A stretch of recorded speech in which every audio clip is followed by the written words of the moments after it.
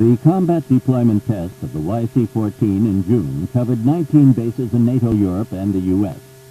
A typical profile for the flying demonstration started with an 800-foot takeoff roll and a rapid maneuver turn. The airplane, climbing at nearly 6,000 feet per minute, is turning at 18 to 20 degrees per second. Turns performed at Pope Air Force Base, adjacent to Fort Bragg, show the YC-14's ability to stay within a small, defensible perimeter around an assault landing field.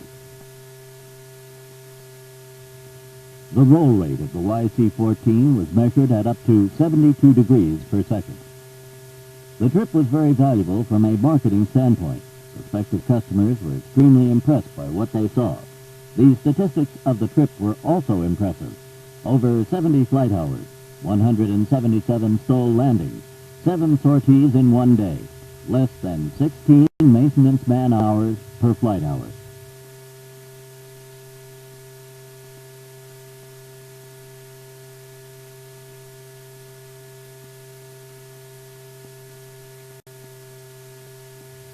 The shortest landing recorded in the flight test program was 387 feet in a 21-knot headwind. This landing, typical of those performed on the trip, took approximately 700 feet. The reversers put a downward load on the main gear, which increases braking effectiveness. Backing capability of the airplane is a key feature.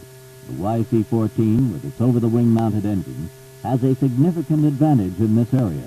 This configuration also contributes to lower noise levels and lower infrared signatures.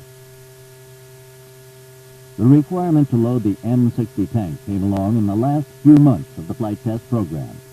On the first try, the tank went on board the YC-14 in a minute 32 seconds.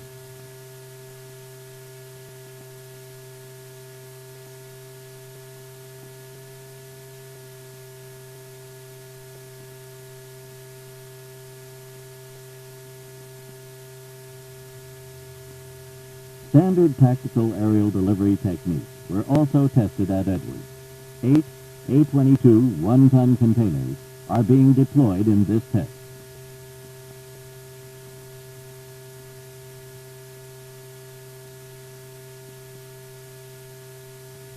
The electronic flight control system results in a very stable platform during extraction drops.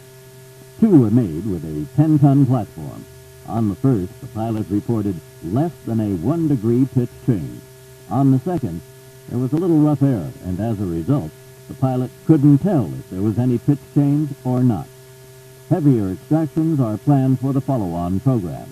The original test plan estimate of 400 hours was extended to 601 hours and 31 minutes.